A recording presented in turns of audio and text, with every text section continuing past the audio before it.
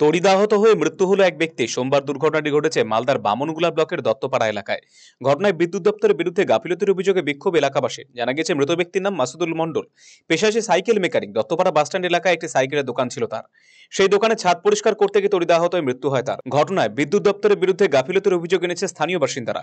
ওই ব্যক্তির দোকানের উপর দীর্ঘদিন ধরে বিদ্যুৎ সংযোগ বিচ্ছিন্ন ছিল, কিন্তু বিদ্যুৎ সংযোগ দেওয়া হলেও তা দপ্তরের তরফে এলাকাবাসীদের সচেতন করা হয়নি। এই ঘটনায় মালদার নালাগোলা রাজ্য সড়ক অবরোধ করে বিক্ষোভে সামিল হয় এলাকাবাসীরা।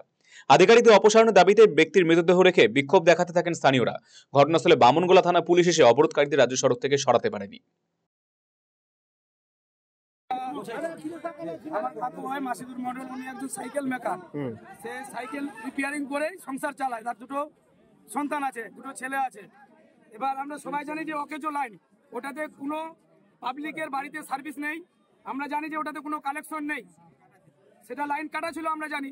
সেই মতে এখানে একটা গাছ আছে, গাছে সে শিকড়গুলো ডালগুলো এসছে, সেগুলো পরিষ্কার করতে যায়। সেখানে কারেন্টের তারে শর্ট খেয়ে আমার কাকু হবে, সে মারা যায়। তো আমাদের দাবি যে এসএস ওকে যে লাইনটা চালু রাখবে কেন, আমরা এসএস এর সাসপেন্ড চাই, এটা আমাদের দাবি।